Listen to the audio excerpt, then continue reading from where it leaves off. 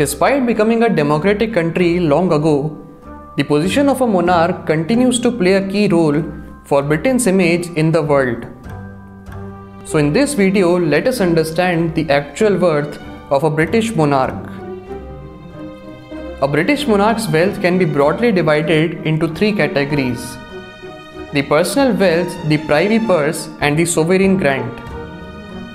Let us talk about the personal wealth first. The Queen's personal wealth includes her personal investment portfolio, including privately owned jewels and art pieces. Along with that, she has also inherited the Balmoral Castle in Scotland and the Sandringham House in England from her father, both of which have a combined valuation of around $175 million. In addition to this, she also owns an impressive stamp collection and has raised an estimated $9 million through equestrianism or horse riding sports over the past 3 decades. Next comes the privy purse.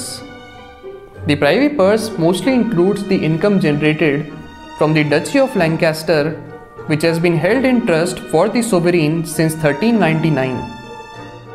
The duchy includes over 46,000 hectares of plots across England and Wales, including tracts of lucrative commercial real estate in central London. The monarch is entitled to the net revenues from the duchy, which is estimated to be around $26 million annually. Then comes the Queen's sovereign grant, which is essentially the money given to the Queen to carry out her official duties. This includes the cost of maintaining the royal residences, travelling expenses, and for the payment of the Queen's staff.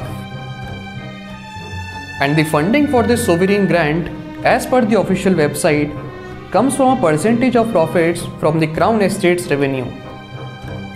These Crown Estates, which are managed by a public board, comprise of land and holdings surrendered by King George III to the government in the 1760s. It comprises of properties worth over £14 billion and are spread out all over the United Kingdom. While currently about 25% of the annual revenues from the Crown Estate property goes to the monarch, the rest of it goes to the HM Treasury, which amounted to be over £82 million in 2020. But interestingly enough, the Crown Estate does not manage the royal palaces.